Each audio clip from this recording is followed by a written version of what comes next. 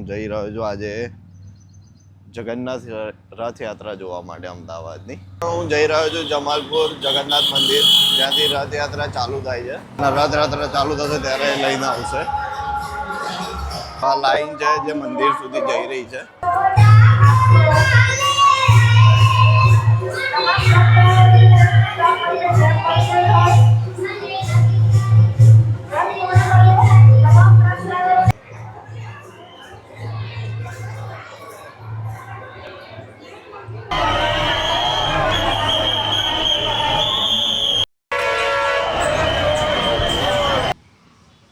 જય Jagannath. Guys good morning. તો મારી આજે બહુ વહેલી સવાર પડી ગઈ. આટલી સવારે નોર્મલી મારી પડતી નહીં. હું 10:10 ઉઠું એવો છું, પણ આજે હું 6:15 ઉઠી ગયો છું અને 7 વાગે તો હું રેડી થઈ ગયો છું. હવે હું જઈ રહ્યો છું આજે જગન્નાથ રથયાત્રા જોવા માટે અમદાવાદની. મારું 5 વર્ષ થયા. 2021માં હું અમદાવાદ આવ્યો હતો, પણ હજી સુધી એકે વાર મને મોકો નહીં મળ્યો જોવા જવાનો. તો આજે ટ્રાય કરું છું કે સવારે વહેલો ઉઠીને જગન્નાથ રથયાત્રા જોવાનો.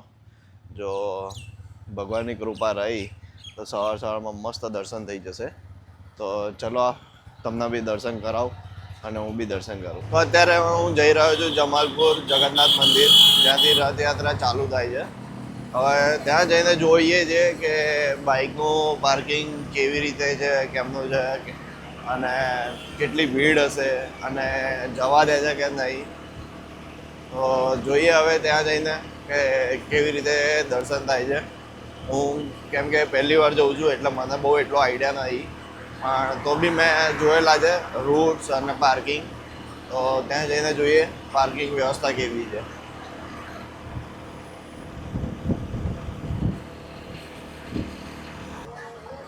ફાઇનલી 15-20 મિનિટ ફર્યા પછી મને એક પાર્કિંગ મળી ગયું છે, જે મંદિરની સામેની સાઈડ છે, બ્રિજની આ બાજુ, જ્યાં તમે એક મેદાન જેવું છે ત્યાં તમે પાર્ક કરી શકો છો.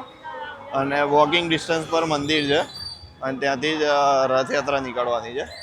તો ત્યાં જ જઈ રહ્યો છું. હવે બાઇક પાર્ક થઈ ગયું છે સેફલી અને સારું છે, નજીક મળી ગયું.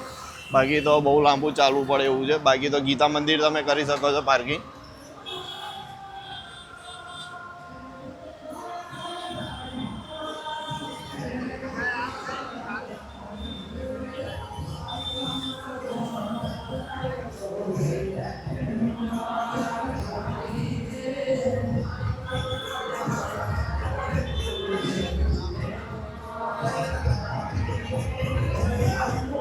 મેં રસ્તામાં હમણાં જોયા કે ઘણા બધા ટ્રક્સ રેડી કરેલા છે. એટલા બધા છે કે એક આખું મેદાન લીધેલું છે કે એમનો ત્યાં બધા અત્યારે ટ્રક્સ પાર્ક કરે છે. જે એમ જોવા જઈએ તો રથયાત્રામાં રથ કહેવાય, જેને તૈયાર કરે છે, શણગારે છે બરાબર. અને રથયાત્રા ચાલુ થશે ત્યારે લઈને આવશે. એપીએમસી માર્કેટમાં પાર્કિંગ આપેલું છે, પણ એ તમારે સવાર વહેલું આવવું પડે. અને જો એકવાર તમે ત્યાં પાર્ક કરો, ત્યાં જો અહીંયાથી રથયાત્રા ના નીકળે ત્યાં સુધી તમે બહાર ના નીકાળી શકો. એટલે સારું કે થોડું દૂર મૂકો.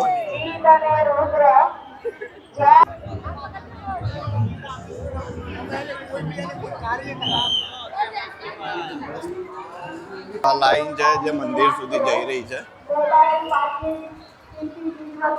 ટ્રક અત્યારે લાઇનઅપમાં ઊભા રહે છે નંબર વાઇઝ.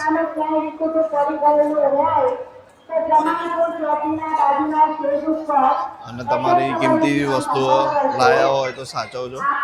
અહીંયા ચોરી બહુ થાય છે. વારંવાર અનાઉન્સમેન્ટ કરવામાં આવે છે કે ખિસ્સા કાતરુંથી સાવધાન રહેજો.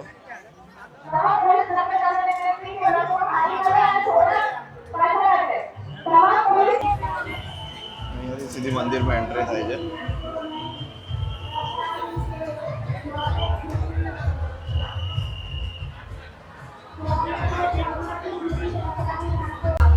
તો હવે ફાઇનલી મંદિરમાં એન્ટ્રી લઈ રહ્યા છે. અંદરનો માહોલ જોઈને મજા આવી જશે.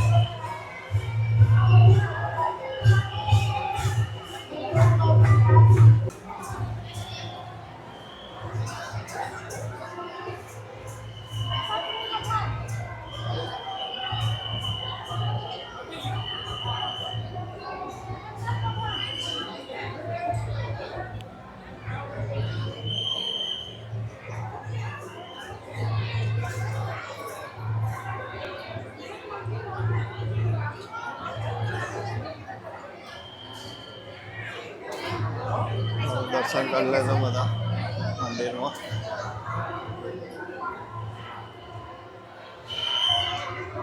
પછી બહારના દર્શન કરીએ આપણે.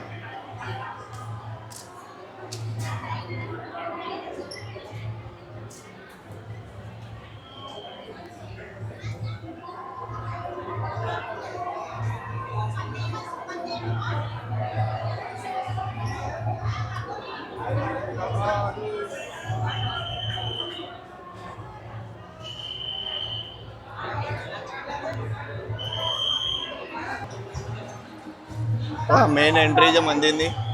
મંદિર છે અને અહીંયાથી તમારે બહાર જવાનો રસ્તો છે, જ્યાં ત્યાં આપણે બહાર જવાનું છે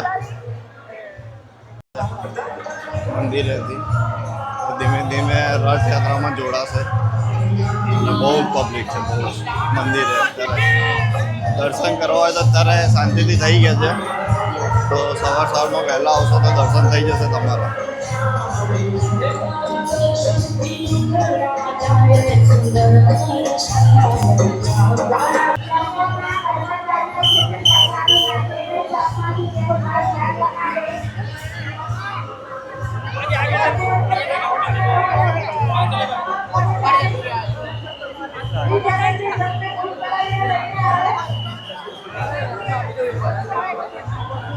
તો દર્શન કરી લેજો મિત્રો. અત્યારે બહુ સારા દર્શન થઈ રહ્યા છે સવારમાં. ત્યાં મેં બાઇક મૂકેલું એની ઓપોઝિટ સાઈડના રસ્તેથી બહાર નીકળીશું આપણે. એટલે વરઘોડામાં અગર રથયાત્રાના વરઘોડામાં તમારે જવું હોય તો પાછું મેઇન સર્કલેથી જોઈન થવાનું વરઘોડામાં.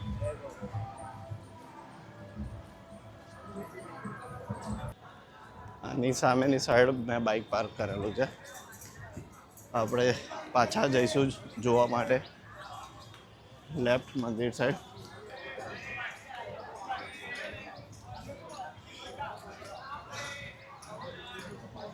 ગરમી થઈ ગઈ ભીડમાં. બહુ ભીડ છે ત્યાં.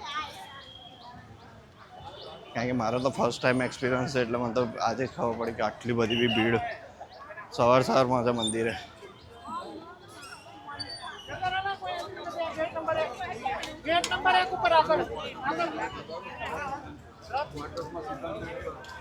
ફૂલ પોલીસ બંદોબસ્ત છે.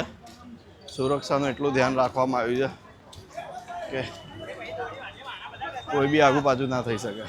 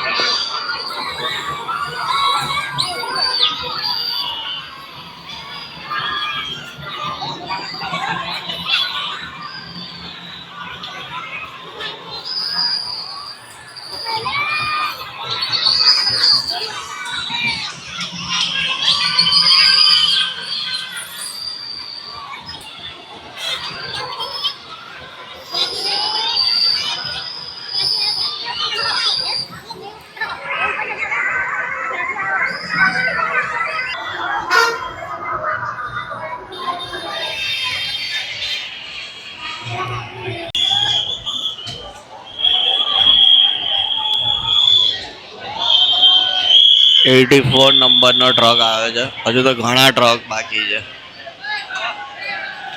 કાકા સોક્સ આપે છે કે શું બધા હતા?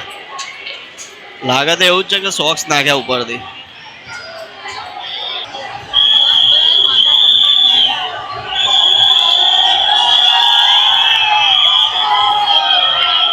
હર એક ટ્રકમાં બે બે પોલીસ વાળા બેહાડ્યા છે. અને પ્રસાદમાં ચોકલેટો તો એટલી બધી છે ને.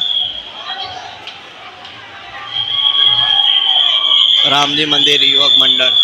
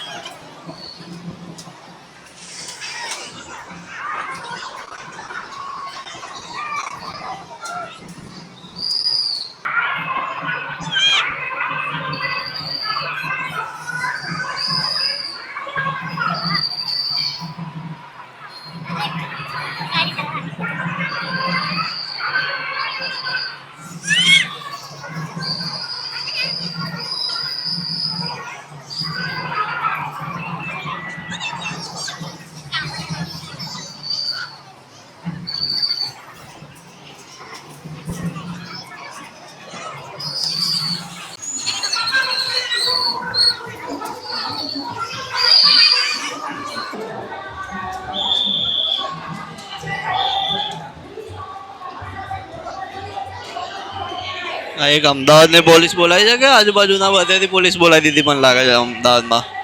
ક્રાઇમ બ્રાન્ચ છે, પોલીસવાળા છે.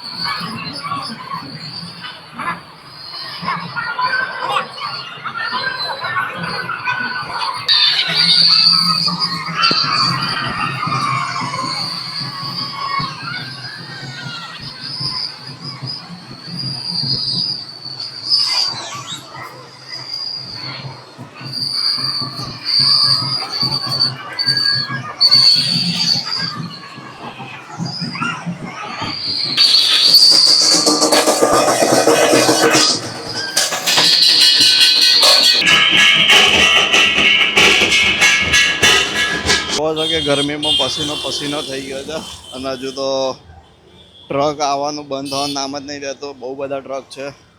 ઓલમોસ્ટ મારી સામે 100 ટ્રક ગયા છે.